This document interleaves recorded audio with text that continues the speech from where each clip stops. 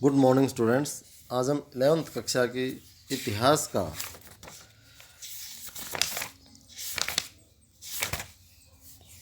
चौथा लेसन इस्लाम का उदय और विस्तार लगभग 570 से 1200 ईस्वी के बीच का सेकंड लेक्चर शुरू करते हैं। फर्स्ट लेक्चर में हमने कि इस्लाम का उदय कैसे हुआ, कहाँ से इस्लाम सारे विश्व में फैला, और इसके बाद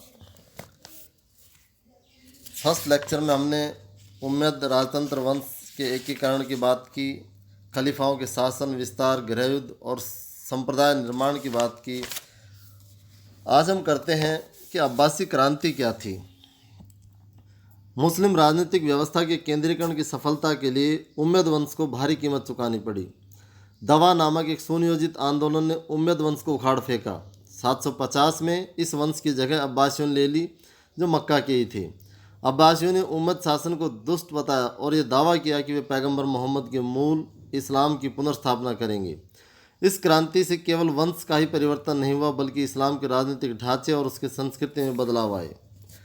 अब्बासियों ने, जो पैगंबर के चाचा अब्बास के वंशज थे, विभिन्न असहमत समूहों का समर्थन प्राप्त कर लिया और ये वचन देकर कि पैगंबर परिवार का कोई मसीहा उन्हें उम्मदों के दमनकारी शासन से मुक्त कराएगा, सत्ता प्राप्त करने के अपने प्रयत्न को वैध ठहराया।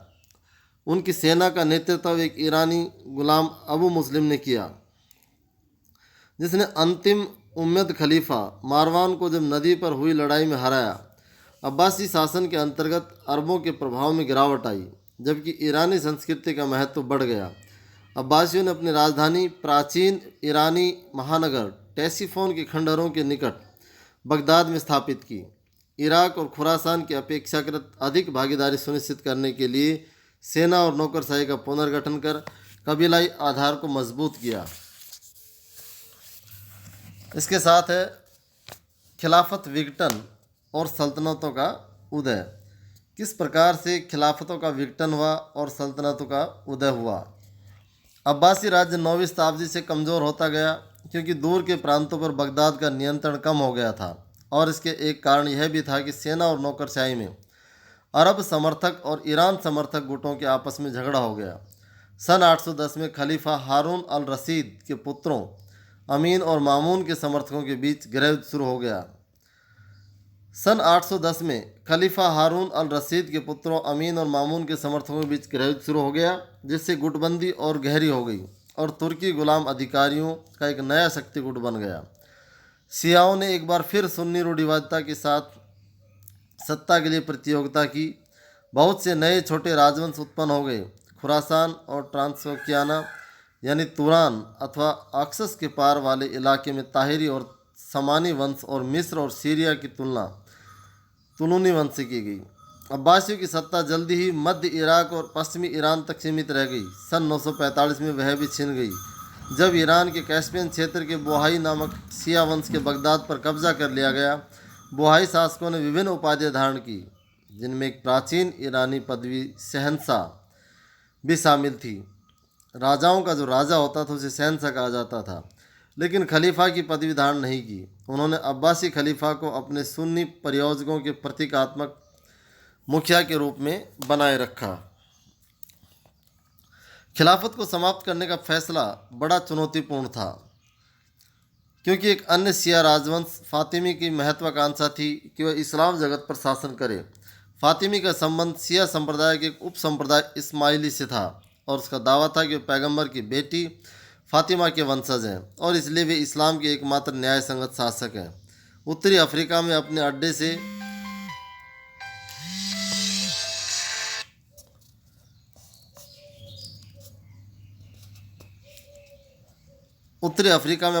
से उन्होंने 969 में मिस्र की जीता और फातिमा खिलाफत की स्थापना की। मिस्र की पुरानी राजधानी फुस्तात की बजाय एक नए शहर काहिरा को राजधानी बनाया गया, जिसकी स्थापना मंगल ग्रह के उदय होने के दिन की गई।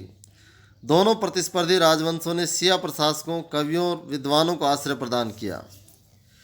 इसके बाद आता है धर्म युद्ध। कि धर्म युद्ध क्या था। देखिए, मध्यकाल के इस्लामी समाजों में ईसाइयों को पुस्तक वाले लोग समझा जाता था, क्योंकि उनके पास उनका अपना धर्म ग्रंथ न्यू टेस्टामेंट कहा जाता, जिसे व्यापारियों, तीर्थयात्रियों, राजदूतों और यात्रियों के रूप में मुस्लिम राज्यों से आने वाले ईसाइयों को सुरक्षा प्रदान की जाती थी। इन क्षेत्रों में वे क्षेत्र भी शामिल थे जिन पर कभी बाइजेंटाइन साम्राज्य का कब्जा था, विशेष रूप से फिलिस्तीनी की पवित्र भूमि। अरबों ने जेरूसलम को 638 में जीत लिया था, लेकिन वह ईसाइयों की कल्पना में ईसा के क्रूसारोपण और पुनर्जीवन के स्थान के रूप में हमेशा विद्यमान था। ईसाई यूरोप में मुस्लिम जगत की छवि के निर्माण में एक महत्वपूर्ण तत्व था। मुस्लिम जगत के प्रति शत्रुता 11वीं शताब्दी में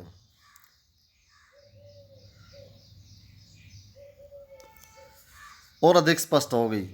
नार्मनों, हंगरी वासियों और कुछ स्लाव लोगों को ईसाई बना लिया गया था और केवल मुसलमान मुख्य शत्रु रह गए थे। 11वीं शताब्दी में पश्चिमी यूरोप की सामाजिक और आर्थिक संगठनों में परिवर्तन हो गया था, जिससे ईसाई जगत और इस्लामी जगत के बीच शत्रुता को बढ़ाने में योगदान मिला। पादरी और योद्धा वर्ग राजनीतिक स्थिरता और कृषि तथा व्यापार पर आधारित आर्थिक विकास सुनिश्चित करने का प्रयत्न कर रहे थे। प्रतिस्पर्धी सामंती राज्यों के बीच सैनिक मुठभेड़ की संभावना और लूटमार पर आधारित अर्थव्यवस्था के पुनरुदय को ईश्वरीय शांति आंदोलन द्वारा रोका गया। पीस ऑफ गॉड, जिसे ईश्वरीय शांति आंदोलन कहा जाता है, उसके द्वारा रोका गया। कुछ क्षेत्रों में पूजा स्थलों के निकट चर्च के कैलेंडर में पवित्र मानी जाने वाली कुछ अवधियों और कमज़ोर सामाजिक समूह जैसे पादरी और आम लोगों के खिलाफ सभी प्रकार की सैनिक हिंसा वर्जित की गई थी। ईश्वरीय शांति आंदोलन में सामंती समाज की आक्रमणकारी प्रवृत्तियों को ईसाई जगत से हटाकर ईश्वर के शत्रुओं की ओर मोड़ दिया। इससे एक ऐसे वातावरण का निर्माण हो गया जिसमें अविश्वासों के खिलाफ लड़ाई न केवल उचित अपितु प्रशंसनीय समझी जाने लगी। 1092 ईस्वी में बगदाद के सल्जुक सुल्तान मलिक शाह की मृत्यु के बाद उसके साम्राज्य का विघटन हो गया। इससे बाइजेंटाइन साम्राज्य एलेक्सियस प्रथम को एशिया माइनर और उत्तरी सीरिया को फिर से हथियाने का मौका मिल गया। पोप अर्बन द्वितीय के लिए ईसाई धर्म की जीवित प्रवृत्ति को फिर से जीवित करने का एक अवसर था। 1095 में पोप ने बाइजेंटाइन साम्राज्य के साथ मिलकर पुण्य देश यानी होली लैंड, पवित्र देश को मुक्त कराने के लिए ईश्वर के नाम पर युद्ध का आह्वान किया और 1095 से 1291 के बीच पश्चिमी यूरोपीय ईसाइयों ने पूर्वी मध्य सागर के तटवर्ती क्षेत्रों, मैदानों में मुस्लिम शहरों के खिलाफ युद्धों की योजना बनाई और फिर लगातार अनेक युद्ध लड़े गए। इन लड़ाइयों को बाद में धर्म युद्ध का नाम दिया गया। इसके बाद अर्थव्यवस्था, कृषि, शहरीकरण और वाणिज्य, इसको हम कल नेक्स्ट लेक्चर में देखेंगे।